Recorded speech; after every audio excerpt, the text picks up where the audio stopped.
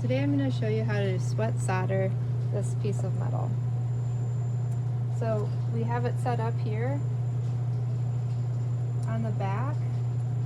It's very, very clean, so it's shiny.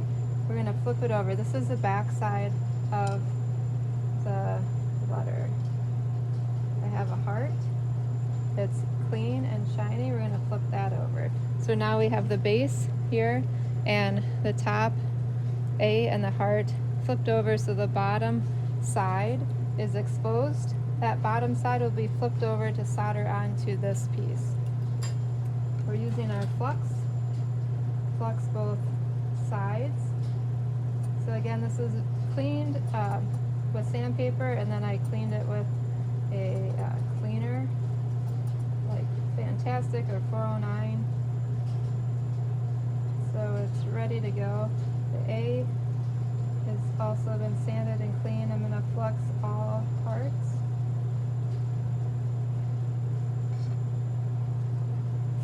Okay, now I'm going to line up the solder on the A. Okay, the solder we're using is going to be medium solder, and it's wire that's cut into really, really thin pieces. I'm going to pick out these little pallions of solder and put them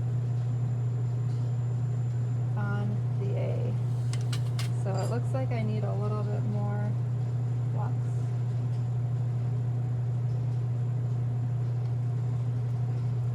Now, I'm fluxing it and I'm putting on these pieces of solder, but you know what's going to happen once I heat it up? The little pieces of solder are going to rise up because the flux is going to heat. It's going to kind of bubble, and the pieces of solder are going to kind of dance around. So I'm just going to put a couple on there and then heat it up and add more solder to it because they're just going to move anyway. Okay, so I will put some pieces on here. I'm going to have to reposition them, but you're going to get the idea here. Let's flux this whole thing. Let's flux this. The reason for the flux is to prevent oxidation, and right now I also have this on a rotating pumice pan. This is a soldering block, and then these are like cotter pins. They're steel, and they provide a little support to raise that up so the heat can get underneath it. And I've always used a little bit of a method of raising up my metal for the bottom so the heat can encompass it all around. Alright, so we have have a settling tank. Here's our torch tip. We have the vent on. I'm going to do a quarter turn to turn this on, and I can hear it. Okay, the striker is about 1 inch away. Yeah, that's pretty aggressive. We're going to turn that down.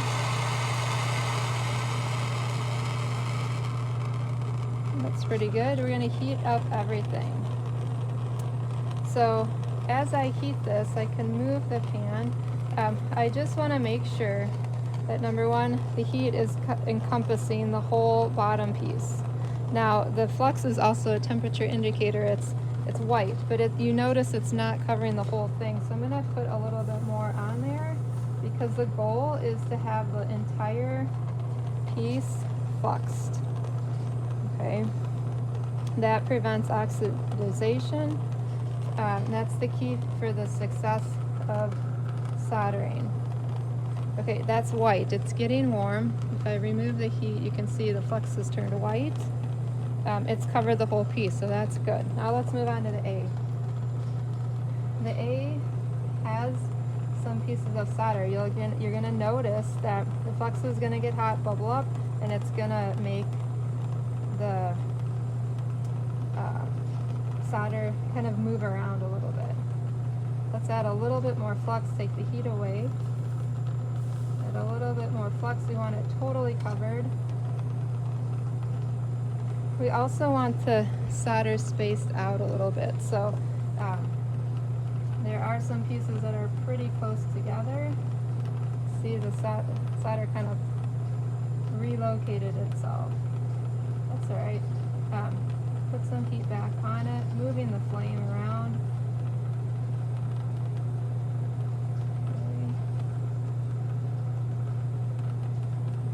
there's a gap over here. I need to put some solder on.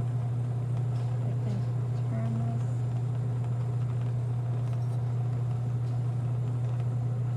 I need another piece here. Looking for kind of smaller pieces because the A is pretty small. So introduce the heat in order for that solder to stick, and it sometimes rolls off, but if there's no heat, it's not gonna stick. We're gonna do that little guy later. So right now I'm preheating the solder. So it's going to heat up, and it's just pre-melting it. So if you can see that, moving the flame to encompass the whole piece right here, okay? And what I wanna do is I just wanna watch for the solder just to kind of ball up, which it is right now, and just kind of relax into like a little puddle, and which it is right now. Okay, so that's called pre-melting. So I'm gonna do this. This is the back side. I'm gonna flip it over and put it onto this piece. I'm gonna off-center it a little bit. The top is oxidized, but the bottom area that we want to solder is not oxidized, which is perfect. And we're gonna heat up this whole piece, okay? Now, if we wanted to also work with this little tiny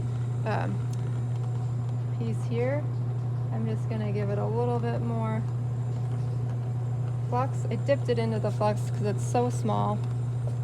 I'm gonna put a little bit of solder on the back, and we're gonna solder these all at the same time.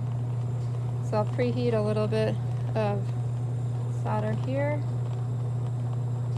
I'm gonna put that part right below the A and heat up everything. Now this is going to heat up.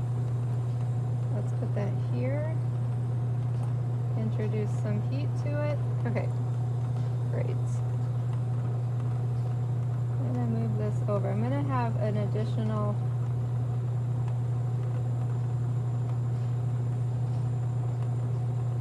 drilled hole there, so I just want to plan for that. Now, I'm heating the entire thing.